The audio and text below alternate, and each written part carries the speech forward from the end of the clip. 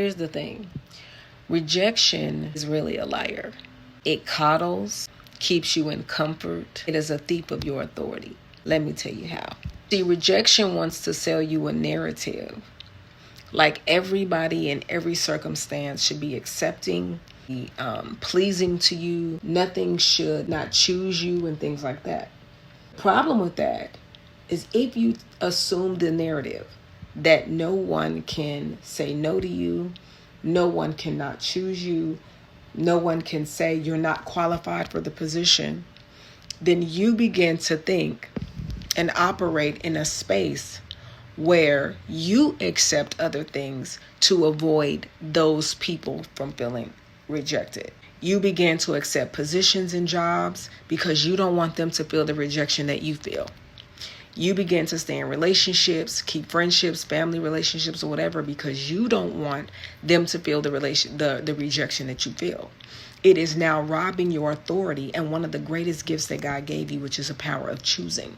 Rejection will try to convince you that everything is about you and that everybody and everything that does not align with what you desire is rejecting you. But it's not the reality.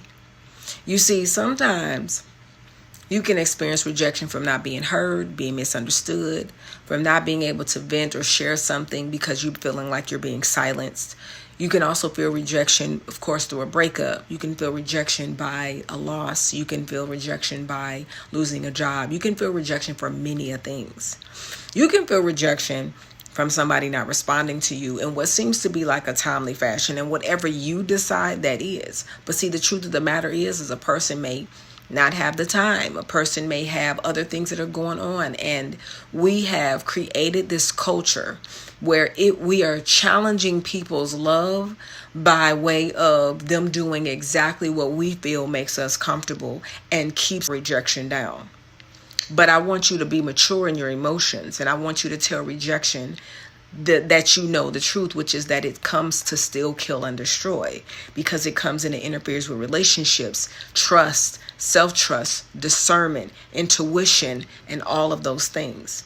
So there are some things that I would highly recommend that you do to help you work through rejection. And I believe it's a result of just simple humanness and the fact that we live in a world where sin exists. And so rejection is one of the weights of us living in this world where sin is. So here's the things that I recommend. Number one, the Bible says we overcome by the word of our testimony. You want to overcome rejection by releasing, sharing what it is that you're experiencing. Have you a safe space where somebody's not going to be little, no matter how big or small they feel the circumstance is. If you are feeling rejection, talking about it is a really great way to get a release.